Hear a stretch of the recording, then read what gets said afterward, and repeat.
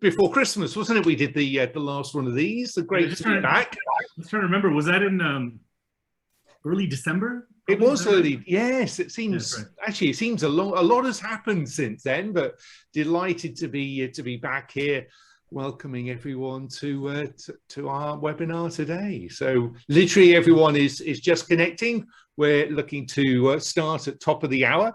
So now's a perfect time to get settled with a glass of water, coffee, tea, or as I sometimes say, even something stronger, depending where you are in the world. We always like to know. Let's use the chat.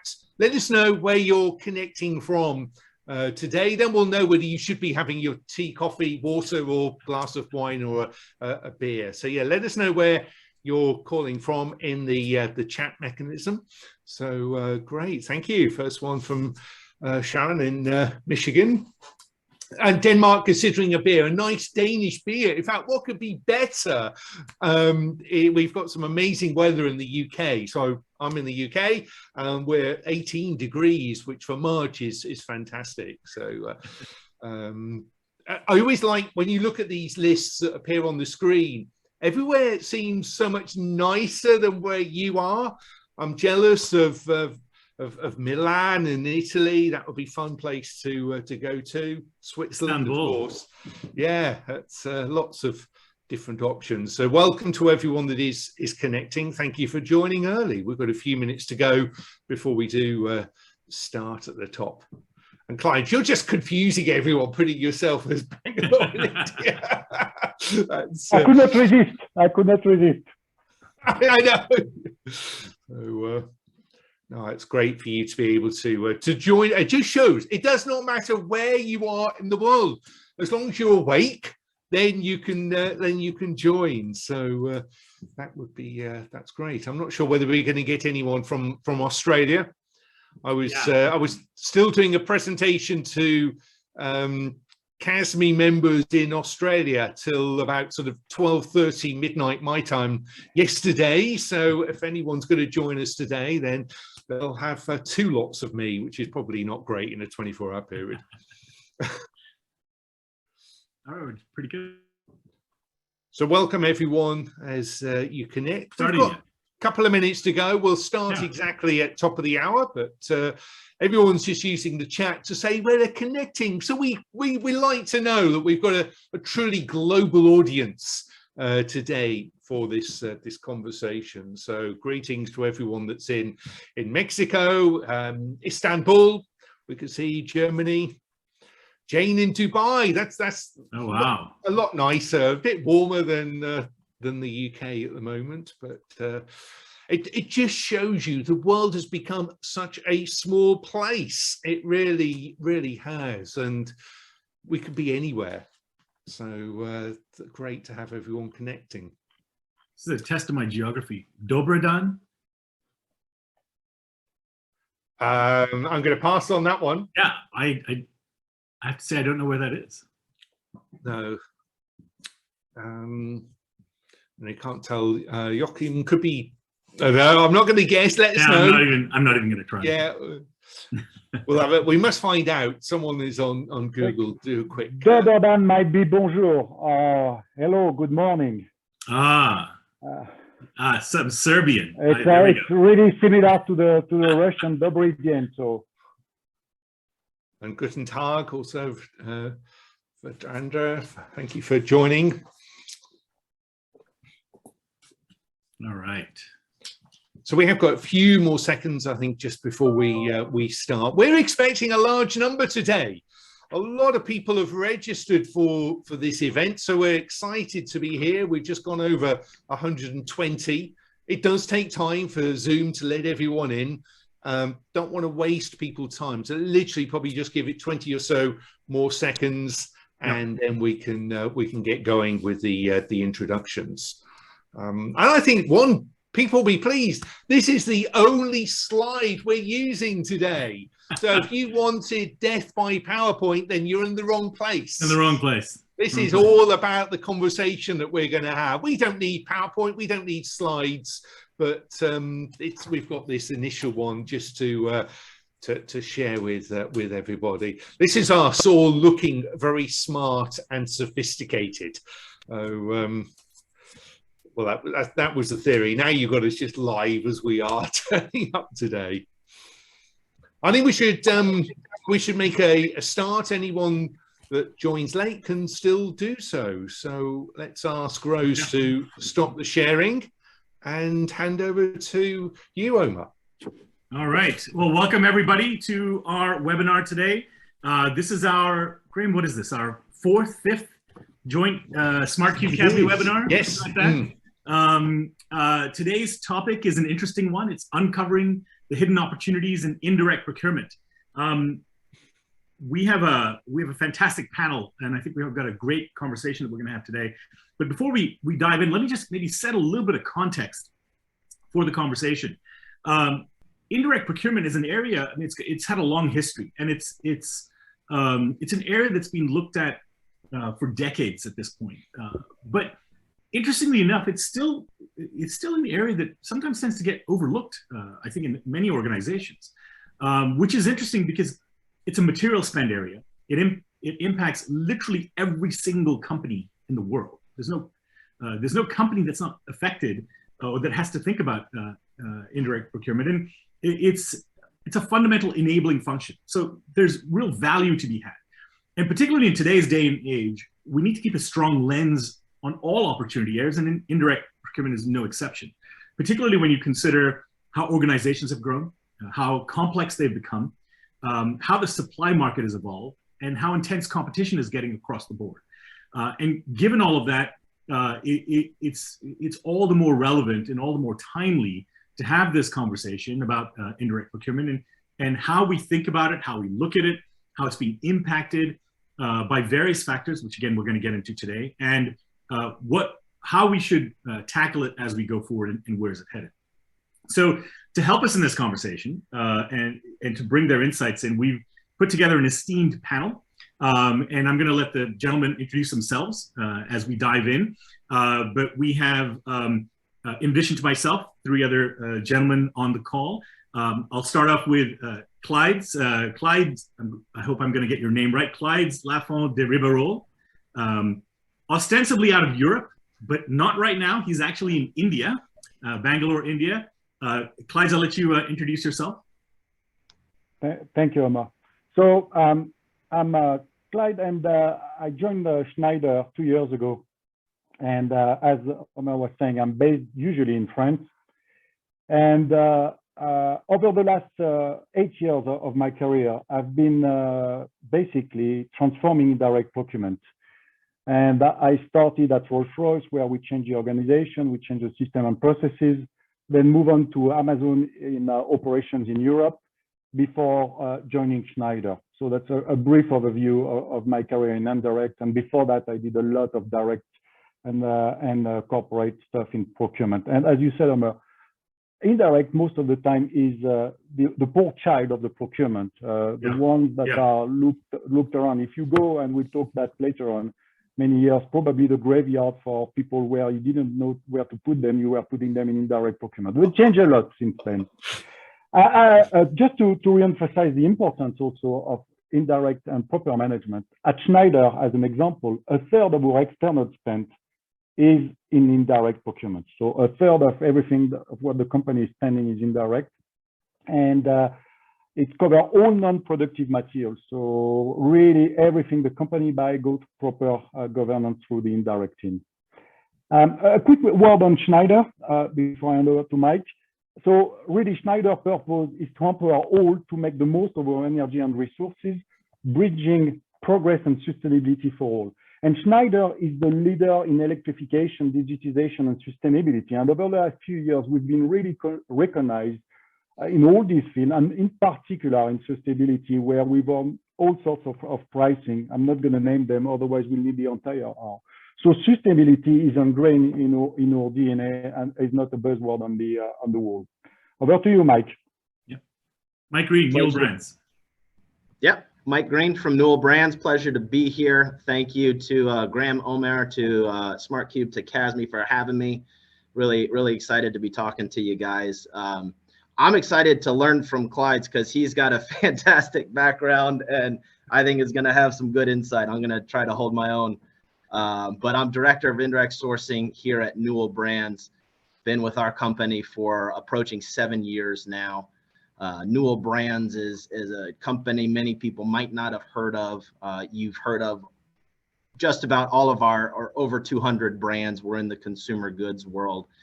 And I can almost promise you you have one of our brands in your home. We have quite a few for you. Indirect for our company is a $1.2 billion spend as an overall organization. My team is responsible for a little more than half of it within Newell, but I do have some great counterparts working alongside with me. So I'm talking to you here from our headquarters in Atlanta, Georgia. And again, happy to be here. You're on mute, Omer. A classic error. Oh my goodness. Somebody had to do it. So I was going to say, we're literally coming at you from all corners of the world. So India, from Atlanta, Georgia, and over in the UK, Graham Crawshaw.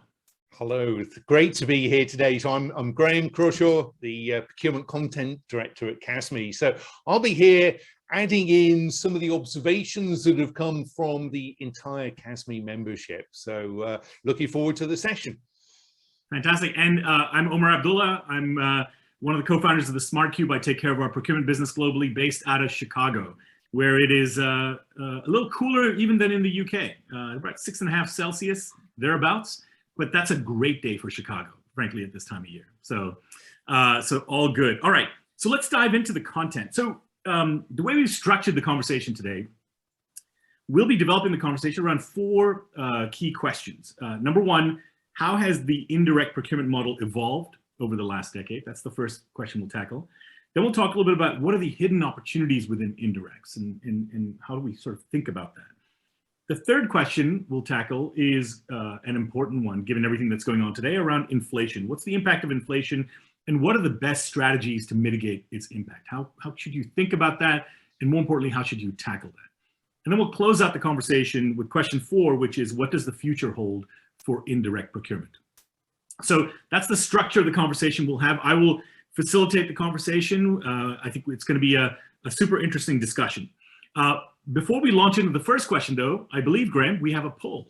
We have a poll, yes. We always like to take the opportunity to get some very up-to-date benchmarking, i.e. now.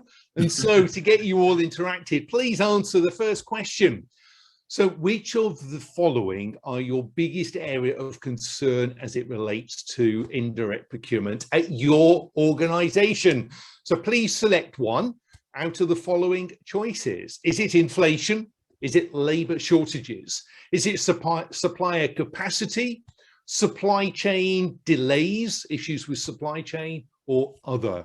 So a very simple question just to get a feel for what are the current concerns that you've got at the moment. So we're going to give you time just to respond. It's great. We've got over 425 people on the call at the moment. Also, whilst you're just answering that, a quick reminder, we've got the Q&A box that is on part of Zoom. If you've got a question for any of us, please put it in there. I can't promise we'll get it, and I can't even promise we can give you an answer, but we'll give it a go as time permits at the end. So that's the plan. I can see the numbers just coming up. I'm just going to give it 5 more seconds for you to answer and provide that, and then we will share the responses. So 80% of you have responded so far. I know sometimes technology doesn't allow you to complete, but here we go. In the interest of time, let me share the results. So we have got the percentages applicable because you could only answer one. 43% of you have said inflation is the biggest concern. 22% say supply chain delays and issues, followed by labor shortages at 18%, supplier capacity 12%, and just 5% saying other. Are we surprised about that, Omer? I don't think so. That's my view, but let's see what the others think. Yeah, I don't think so. Clyde's Mike, what's your take there? Well, inflation is very topical right now. Everywhere you look, we had an interesting year in 2021, and the recent event in 2022 are just making it even bigger of an issue. So there is no, for the moment, no light inside of the tunnel, but there are ways around it. So I'm not surprised by this. And then the second, of course, the supply chain. But if you have to transport things, that's probably one of your biggest nightmares right now. Yeah. Mike, does that align with your sort of worldview? Definitely. And I think they're linked. The supply chain and the inflation are definitely feeding each other, to say. So not surprised. It's definitely an issue we're experiencing here at Newell Brands. Inflation is something that we're also all experiencing on a personal level. So it's top of mind on numerous levels for all of us here, no matter where you are in the world. Yeah, it's interesting. I think we were all hoping that 2022 was going to be a year where we come back to normal, whatever that word is. But it's clear there's more uncertainty in store for us. So it's going to be an interesting ride. So that's what we said about 2021 too. That's right. At some point, it's got to get back to normal. I don't know. At some point. Well, the normal is the abnormal now, Omer. So that's right. I'm going to use this term, the new normal. The new normal. We actually said on our last webinar, Graham and I said we will never use that term again, but I'm sorry we had to use it again. All right, so let's dive in and let's dive into our conversation with our first question, maybe, and take a step back from the situation of today and talk a little bit about how the indirect procurement model and how indirect procurement within each of your organizations has evolved and changed over the last decade and a half, whatever time frame you think is there. How is the lens on indirect procurement, the value, the focus on indirect procurement changed in that time frame? So, Clyde, maybe I can ask you to kick off. Sure. If I'm rewinding a little bit, when I started in indirect procurement, it was really seen as the back office of the procurement. So we need to buy some stuff, stakeholder or colleagues within the company, hey, I'm picking that suppliers, and there is indirect procurement, please raise my PO, and please do it quickly because it's urgent. And with the technology developing, and with also prior crises, so we had steel crisis, we had a lot of, in the direct procurement side, things that basically help us being more at the forefront.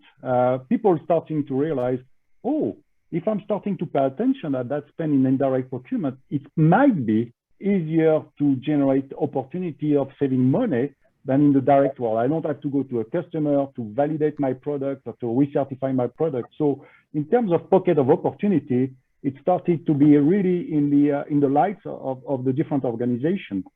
And as I said, also the technology has started to help because we have tools now, and I'm not going to name any, but some are starting with a C, other with an A, and you name it, there are plenty of them, that are enabling that direct contact between anyone within the company and the indirect procurement team. So we can reach now the entire population through tools, and they can express their needs, and we can solve these needs through catalogs or rapid sourcing and all this stuff at a very fast pace that is compatible with their expectation in terms of business holders. So I say both the opportunity to really save money quickly, and then the opportunity from a technological standpoint has transformed the way indirect procurement has been viewed in company. Later on, because we're going to talk about the future, also the role of a person in the indirect procurement changed drastically from what I was saying, a back office, to a true business partner that will help you building your business strategy, help you looking at alternatives that not only will help you on the purchase side, but on your sales side as well. So that's more than just procurement. That's really what I call the competitive advantage on your buy, but also on your sales, by delivering something that will give you an edge to compare to your competitors. You know, it's a great point. And actually, there's a number of things you talked about: greater corporate focus, the change in technology, stronger sort of emphasis on the value of indirect procurement. The nuance that you shared, I think, was really interesting, and that is that everybody knows, we've always talked for decades about, a dollar saved in procurement goes directly to the bottom line. And versus, let's say, another dollar of revenue, not all of that goes to the bottom line, obviously, because there's costs involved. But the interesting nuance that you just shared is the fact that from a control point of view, we have no approvals to get on indirect procurement other than internal approvals. We have to do the right thing, of course, within the organization. Whereas on the direct side, there's a clear client impact, which is a whole different ballgame in terms of how you think about it, how you approach it, what the impact is from a reputational point of view, product, et cetera. So I like that lens. It's an interesting lens to put on this aspect of indirect procurement. Omer, I just want to come back on the reputational risk as well, because indirect has a big role to play in protecting the company. So I will slightly disagree with that statement. There is less risk. I think there is as big of a risk. It's different, but as big of a risk. If you source to a contractor potentially that use child labor or underpay, overpay, in any country, it's not just some country issue. I face some terrible things in what we call Western economies. Yeah. That's a lens that you need to keep in mind, because you are here to source with the right vendor to protect the reputation of your company.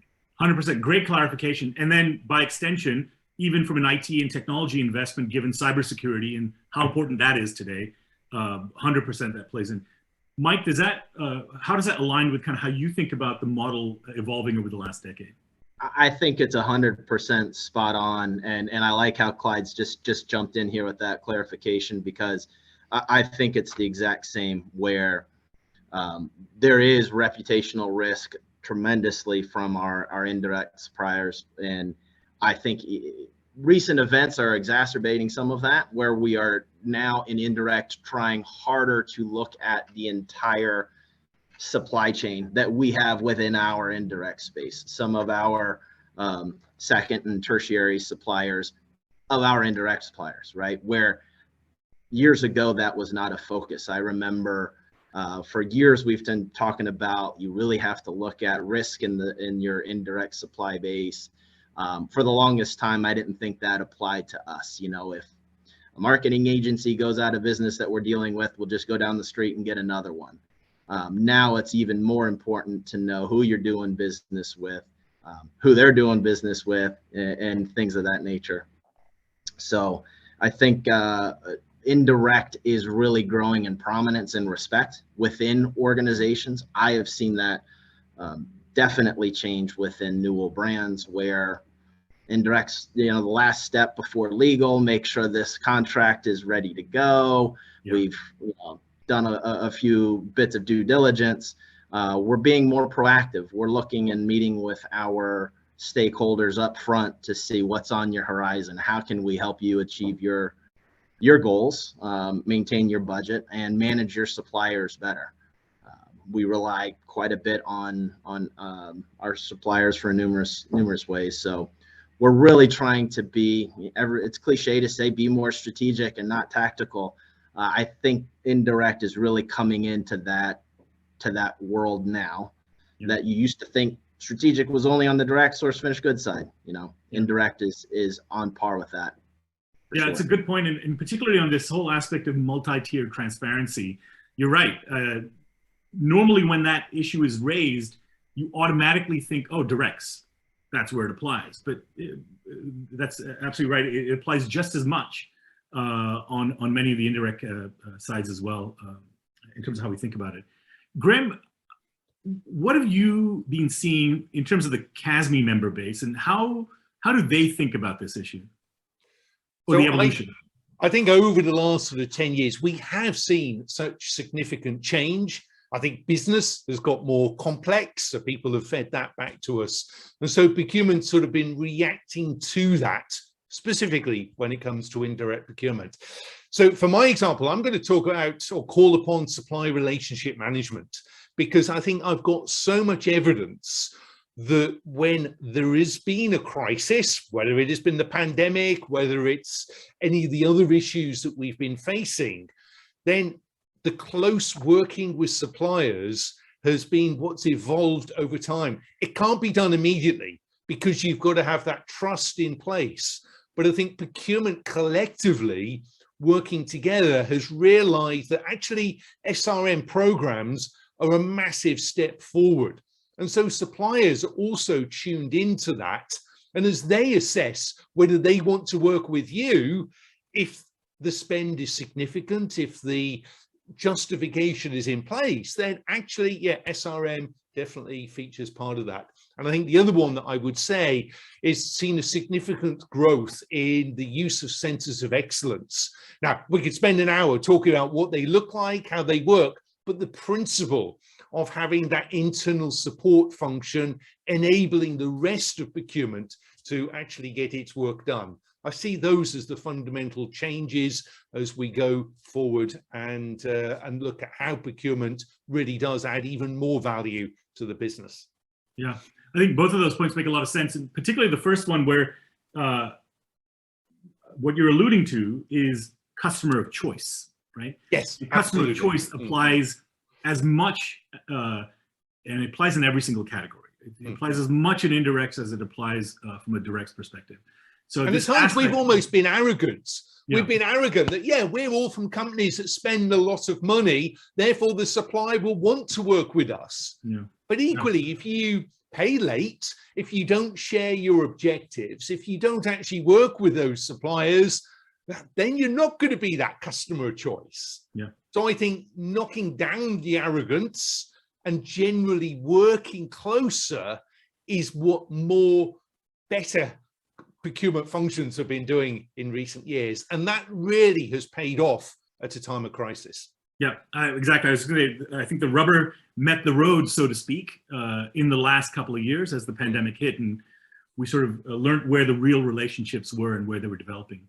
So I think that makes sense. As we sort of look at it, there's a greater evolution of a bigger lens on indirect procurement and the impact and value to tackle this point around risk that it has from an organization perspective.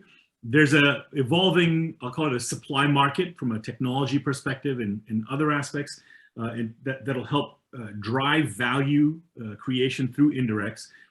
Let's go to our next question, which is, given all of that, I would suspect a lot of organizations have gone through, the foundational strategic sourcing programs, and they've looked at, unit cost reduction and price reduction and some of those sort of aspects. And, let's just say the low-hanging fruit, right? Fundamentals like supplier consolidation, all those things, we've sort of tackled those things. What would you say are some of the hidden opportunities within indirects, the things that people think a little less about, but should be thinking more about? And Mike, maybe you can kick us off on this question. I think one of the biggest areas of value is not in the productivity, the savings we're achieving, but really indirect's opportunity to be the pollinator within the company of sharing best practices, ideas from other functions with other functions that might not be talking to each other. As our role touches just about every function and business unit here within Newell, quite often we're talking to more people than our stakeholders are and can share some insights, especially as it relates to common platforms that we're using. We talked about technology being one of the biggest changes over the last 10 years. Technology is at the heart of just about everything that we do, no matter what we're doing for the company. So I think being able to share best practices going on within our company is a hidden opportunity for us to be adding value and building a good reputation inside our organization. Makes sense. Clyde, would you? No, I will echo that. We have a unique view of many data shared between different entities, legal entities, different functions, so we can guide that. The other principle I've been always looking at is, like Mike was saying, don't only look at the price of the component you buy, but look at the impact on the cost of the company. Let me give you a very good example, that a simple example, but I think it's speaking well. in one of the companies I was working for, we were buying cutting tools. So there are tools that you use to cut metals. And there are different sorts of tools. Some are inexpensive, some are expensive. And working with our manufacturing engineering team, we've decided to buy more expensive tool. So it on my normal KPI. But the beauty of it, it was cutting twice as fast as the old one. So in terms of impact at the company P&L and profit was bigger, and it was lasting twice. Yes, it was 40% more expensive, but the total cost of ownership and the total cost for the company and benefit were way beyond what we were paying more. And I think that's when we talked about hidden opportunity, it's looking at the impact you may have on other part of the company. And yes, you may take a hit, but you may save hundreds or thousands on every dollar that you're going to pay more. And I think that's where sometimes we have a tendency in procurement that's just looking, oh no, that's going to hit my KPI. But when you look at the board scheme and when you are moving to that business partner role I was mentioning earlier, that's really changing the dynamic. And that's where also, because you do that, you are getting much more receptive people in front of you when you are suggesting change. Yeah. So definitely based to share, but also looking beyond what we are just buying and how we can improve the competitiveness of the company is where really the hidden gems of indirect procurement are. And I can name other example, but that one was very, very nice because it's simple and you can see the effect immediately. So Clyde, just maybe if we can dig a little deeper on that, how do you sell something like that within the organization? I mean, you know, there's a tendency, like you said, we look at face value. Oh, my metrics are going to get hit, right? It doesn't make sense. And it sort of relates a little bit to what Mike was saying around, you know, communications and being the pollinator across the board. How do you sell that internally? Well, once you have the case, it's speaking for itself. You have the finance boys and girls on your side, and then they are spreading the news. And at the end of the day, don't forget that we are all working for the company. So irrespective of where the pocket of opportunities are going, that's going to all benefit to us. So I think that the sales is in the proof of the pudding is in eating. So you need to demonstrate that it's working. And once you've got a couple of cases, then you start using these cases to others. So I was talking about cutting tool. We did the same thing on metrology. We extend also on transportation, different things we are doing. But by just making that slight, yep, price is important, but the biggest bang for the buck will mostly happen somewhere else. And in particular time, like when we are talking about inflation, this is this type of initiative that will create really a difference for your company and for your own department, and will help riding that inflation wave. Maybe not 100%, but at least you'll contribute to a major impact. Yeah, that makes sense. So clearly a fact-based, data-driven business case, broader communication, bringing the right stakeholders into play. I like how you talked about finance. That's actually a point I want to come back to, because I would expect, and I'm sure you'll agree, that finance is a key stakeholder as you're driving value across the enterprise. Let's come back. Yeah, sorry. Crime. They are all buddies in crime. Yeah. So let's come back to that point in finance in a second. Graham, what are you hearing from across the CASME community in terms of as you think about this issue of hidden opportunities? Yeah, I think first of all, there is no. It's not rocket science what we do in procurement. I think what we do is about doing things well. I would say that the whole emphasis around value beyond savings, again, nothing particularly new, but more companies are really believing it now. And actually, when you do focus your attention, you get the stakeholders on board by talking about values, whether it is achievements through sustainability or through risk, you're actually selling procurement and what you do so they understand it better. And so because those relationships are stronger, you can get more done. So I don't think, I'm often asked, what is that golden nugget or that silver, whatever phrase you want to use, that's the answer. the perception is everyone else is doing things better, which I think is false. And it's interesting to be able to sort of see that. But I think it is that getting the stakeholders, getting those conversations so that you really can make a difference. And when we do look at what that value is beyond savings, wow, the list continues to grow. And it demonstrates, as you said, Mike, you're involved with every aspect of the business. And so you've got to almost use that to your advantage. Yeah.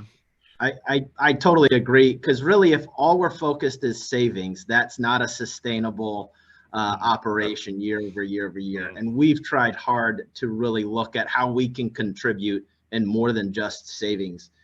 Two things jump out at me is our latest initiative has been on working capital improvements to the company, which almost have as much of an impact as savings do.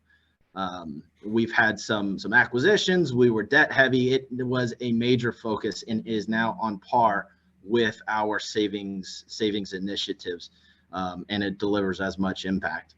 You know, the other thing where we delivered tremendous impact and value at the outset of the pandemic, our indirect teams were working day and night just to help keep our factories open. You know, I think a lot of folks were on this call were involved in finding masks and finding gloves and finding all these kind of things that you thought were not important until you couldn't get a hold of them. I know my colleagues were working day and night and literally helped keep our factories open. Without that, we would not have been operating, similar from contingent workforces and things like that we've had. So, you know, I think our value, we weren't achieving savings there. There was, you know, scarcity, inflation. It didn't matter. You know, we were delivering value by just allowing us to operate. Yeah. Talk about strategic categories that we didn't think were strategic categories a few months prior to that, right? In late 2019. And I like what Mike said, not only it helped keeping our factory open and running, but it saves life. And I think that's something we can really be proud of as well. It's not that, so talking about value, that's way beyond keeping factory. That's also making sure that the well-being of our communities in our companies, but also around. So that was it was tough, but at least you could see the direct impact you could have. 100%. So I have sort of a related point on this before we go to question number 3. And that is the foundation to be able to drive value and drive savings in any category, direct or indirect, has to start with the right data, the right insight and transparency into what you're spending, where you're spending, how you're spending, and all of those facets that go into it. I guess my question is maybe tying the first and second questions that we just talked about together, which is, have you seen, I'm trying to think of how best to ask this. Have you seen the lens that has been put on data, in particular around indirects data? I think with directs, people tend to pay a little bit more attention to it, given the magnitude and the cost. But on indirects, have you found that the lens on indirects data and the transparency and visibility of that spend and how it's made up has increased materially over the last decade or so as you've been working in that space? And how important has all of that been to the success that you've achieved within the indirect space in your companies? Clyde or Mike, either of you can pick this up. Well, I'll jump in here. I mean, I think the availability and the abundance of data has grown exponentially, right? And so while data is absolutely more important because it's more available and you can look at it,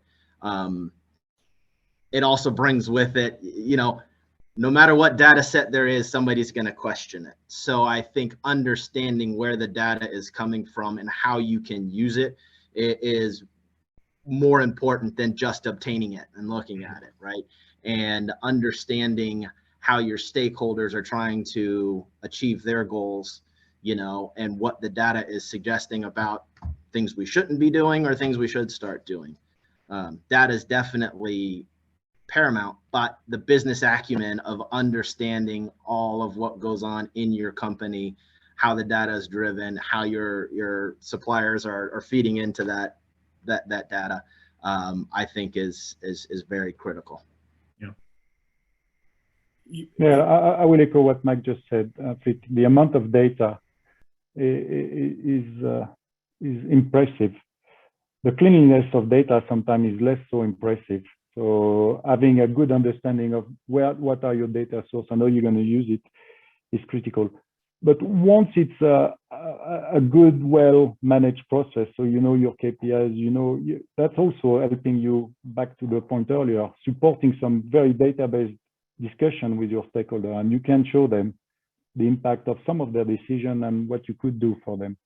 The thing I'd like also to emphasize on the data is not only on spend data and supplier data, it's also about your own data, how much time you take to answer a stakeholder request. So that's very important that you keep measuring that as well to show that you are improving and that you are really responding fast to the request. So don't focus only on spend and savings, but how much time are you spending on answering any requests that are coming your way? And that's critical, because if I'm going home, I can order in 2 clicks on some platforms, and the response time is immediate. And people, that's the benchmark, like it or not, that's the benchmark that our colleagues within our company are using. Yeah. And improving that response time is also critical. So data, yes, but many more than just the spend and the savings and so on and so forth. That's a great point. That's a great point. And we sort of, I think that is there's a lot of talk about that right now, right? The consumerization, bringing B2C thinking into the procurement world. But you're right. If I can, buy something with 1 click or 2 clicks here, why can't I do that at work? And really, it should be. And I think we're going to see a whole lot more of that thinking. I think we're seeing a lot of that today, but we're going to see even more of that as we go forward. So I think that's a great point. And then I do want to go to question 3 because I'm mindful of our time. The only point I tie back is, Clyde, what you raised earlier around finance. And I think, to Mike, what you said around, people are going to dispute the data. They're going to question what you've got. So getting the right data, setting the right baseline and basis to build off of is important. And finance, I would think, is a strategic partner in that process to make sure that you've got the right baseline to work off of.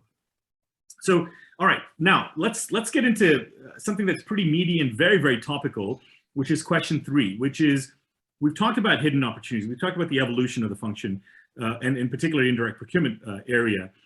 What is the impact of inflation, and what do you see as the best strategies to mitigate that impact? So I think we're in an environment now where, a few months ago, we were talking about inflation being transitory. It feels a little less transitory right now, particularly with what's going on over in Europe as well.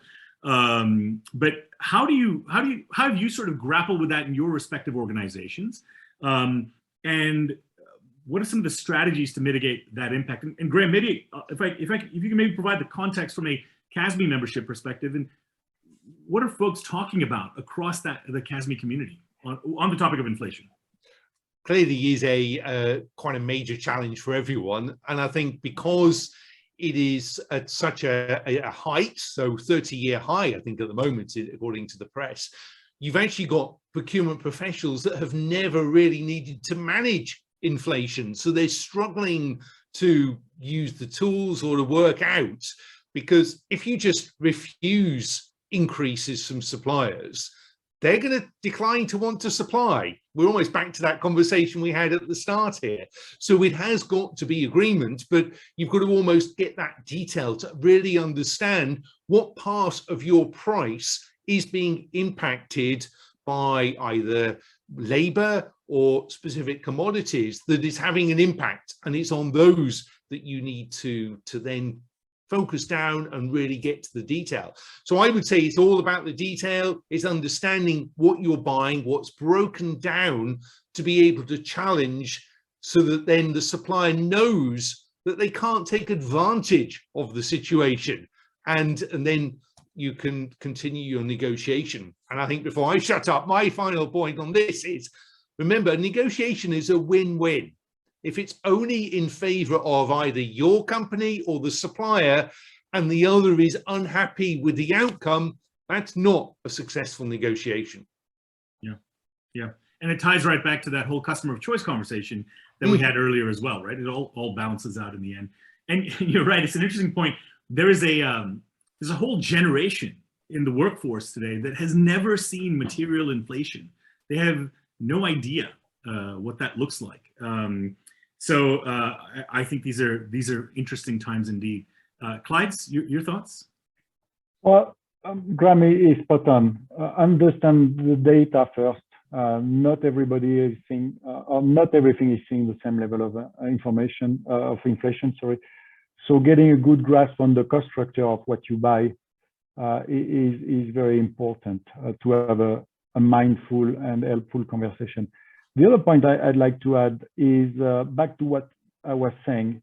Don't try to fight something that you can't control. Oil, well, that's a dead battle. Don't spend your time, but spend time on what can you control. So if I'm staying on oil, you will not be able to influence yourself the price of the barrel, or maybe you have some rich family member somewhere, but you can influence the way you are consuming oil. I mean, in the logistics side, try to optimize your routes,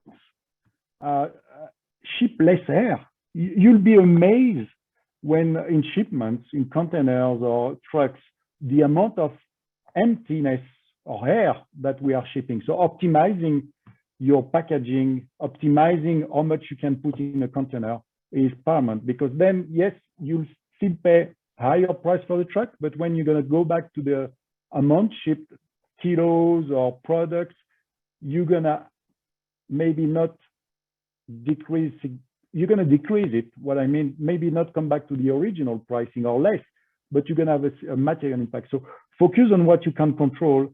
And the beauty of indirect procurement sometimes is you can change a little bit the technical spec, as we were saying, without having to go to a customer to validate. So ship less air, ship or optimize route, or you can influence demand, right? We are a typical example that we are seeing sometimes leasing computers 3 years, and then the computer's price is up, extend the lease for 1 additional year. And so you can influence the demand, you can influence the length that will kind of reduce this type of inflationary impact. But back to the first thing is know your cost structure of your product or services. Yeah. Absolutely. Absolutely. Yeah. Knowing the cost structure, that's what I had paramount on my list as well. So totally agree there. And know what your vendors, your suppliers can control is another interesting, take on Clyde's statement. If you're going to take inflation, if you have to take a price increase, what can they offer in return? So I'm going to go back to working capital. It's huge on our side. Can we extend payment terms with you? Can we change something else?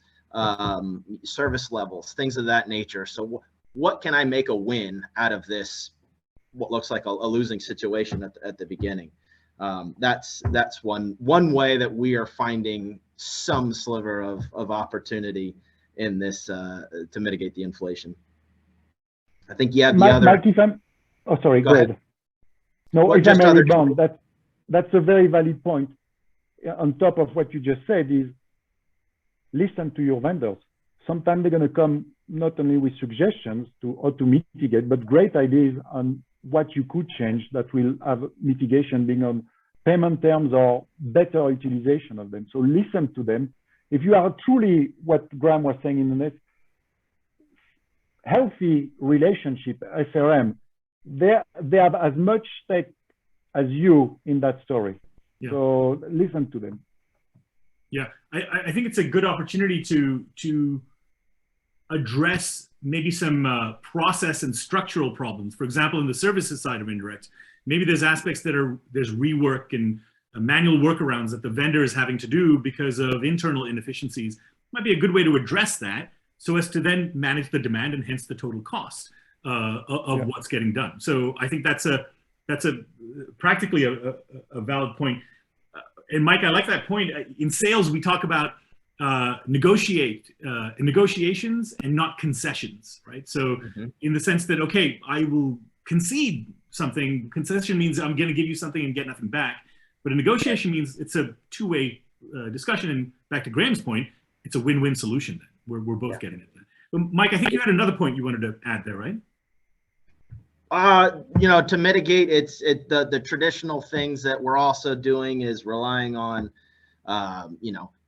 capped increases in renegotiation years, trying to limit inflation and forward buying, as well as expanding the specs. We've found some good success, not just looking at, all right, here's the specs that we have for right now, challenging them. Laptops are a great example. Did we really need all of these specs on when there's the chip shortage? We qualified new chip providers, as well as changed a few things that weren't really necessary in today's environment, but we're going into and making our machines harder to come by. Yeah. Nice to haves versus must haves. Correct. In that context. When you can't have it, then, it doesn't matter. So, so I have a what I know in the finance world is a controversial question, but I'm not going to ask that yet. Just a point I want to add around that is, I think the cost structure idea is paramount. That's the foundation to understand that. And an interesting thing that we've been seeing as well across our client bases, as you think about cost structure, we're used to this idea that in terms of managing prices and inflation within the direct side, we look at commodity forecasting, right? We forecast out where commodity is going to go. We're going to understand the context to it. And I think an interesting idea to bear in mind is you can do the similar sort of aspect within the indirect side as well, in terms of that cost structure is not only a static view of the constituent elements that make up the cost of a category today, but you can forecast, in other words, do inflation forecasting of those underlying constituent elements, whether it's energy, whether it's labor, whatever it might be, and how that's going to grow over some reasonable time frame. Now, I don't think anybody can forecast 2 years out. We don't even know what's going to happen in 6 months right now, given what's going on in the world. 2 weeks. Or far less than that, for that matter. But certainly in the next several months, you can have some perspective. So I think that aspect of inflation forecasting and modeling inflation within indirects, I think, is an underlooked area that is as important. And it starts with that cost structure point that all of you have raised. Now, here's my controversial question. Inflation and times of high inflation like this raise the question around those words, cost avoidance. How do you grapple with that in your organization? I know finance folks love the term cost avoidance. I'm joking, of course.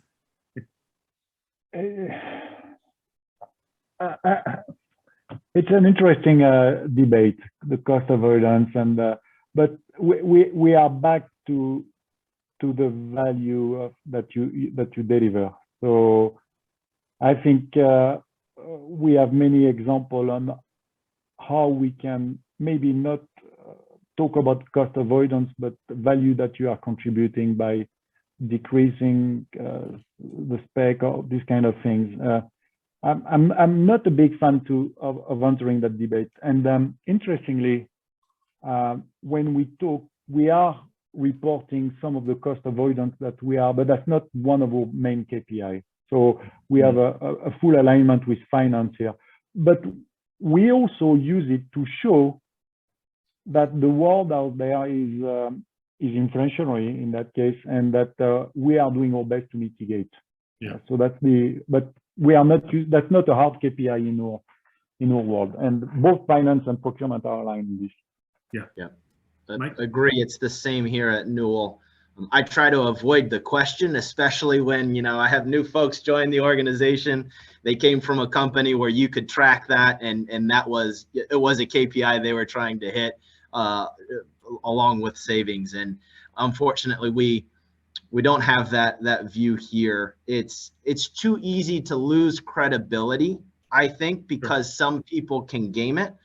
And that's the dangerous part I see about using cost avoidance. So I think it's important to be aware of. It's important to circulate internally what's happening and what the prices and the costs look like, so that, one, you're not only choosing the cheapest supplier, the cheapest option. There are others out there. We went with this supplier for the value that they're delivering. But just focusing on cost avoidance is dangerous, and you got to use it in the right way. Yeah, And I asked that question intentionally. I know there's no right answer. I know it's a controversial topic. And I agree, it can't be used as an excuse, but there's no question it's a real factor today to grapple with in this environment. So I know we've got 10 minutes left, and Graham, as usual, we're going to have very little time for Q&A. But let's jump to, actually, before we jump to the last question, I think we have one final poll. We certainly do. Yes, absolutely. So the second poll, and it's about continuing this theme about the greatest value that that procurement can bring to the organization. So which of the following procurement activities adds the greatest value to your organization? And you can select 3. And we really want you to just give some thought to which really is the best value that your function delivers. Is it risk management, sustainability, value creation, supplier relationship management, process optimization, compliance, innovation, market insights, stakeholder engagement, or due diligence activities? So all of those really hot topics that we've been talking about, please select 3 that are most important to your organization. Thanks for all the questions and the comments. I love Peter's comment. The new world for cost avoidance is inflation mitigation. I think that's very, very true. What I will do is in the chat, I'm just going to paste some, formatting's a bit useless, but these are 12 points that CASME members have put forward as to what they are doing to help manage inflation. I hope that's of value. If you can screenshot, cut and paste that out. In the interest of time, I won't talk it through. Which of the following activities adds the greatest value? I can see you're all responding to that. Just give it literally 3 seconds to get the answers in, given that we're under time pressure. We always seem to be under time pressure. We always do. I take the blame for this. I think we're as bad as each other, Omer. I think that's I'm going to end the poll, share the results. These results also will be distributed and shared with everyone, so you can study the detail later. But if I look at what we're faced with here, interesting mix, the balance really close to value creation, supply relationship management, and risk management. Then we seem to have stakeholder engagement, sustainability, and then we go down to innovation and market insights. So a bit of a blend. I suggest it probably depends on your maturity, complexity of your organization as to which ones really are the priorities at this precise time. So an interesting mix, not a whole focus just on one area. This makes procurement interesting. I hope that's been of interest to look at. Yeah, and I'll just add, what I really loved about that is that the #1 item, I appreciate by a hair length, was value creation. Fantastic, fantastic. Because I think as procurement professionals, we have to think broader about the function, not just cost, but about value creation. And that's so many things beyond simply unit cost reduction. All right, let's go to the last question. And I'm going to ask everybody if you can give kind of a 1-minute answer on this question. What does the future hold for indirect procurement? Mike, may I ask you to kick off there? I'm going to start with a sacrilegious statement, and that we're going to see vendor proliferation.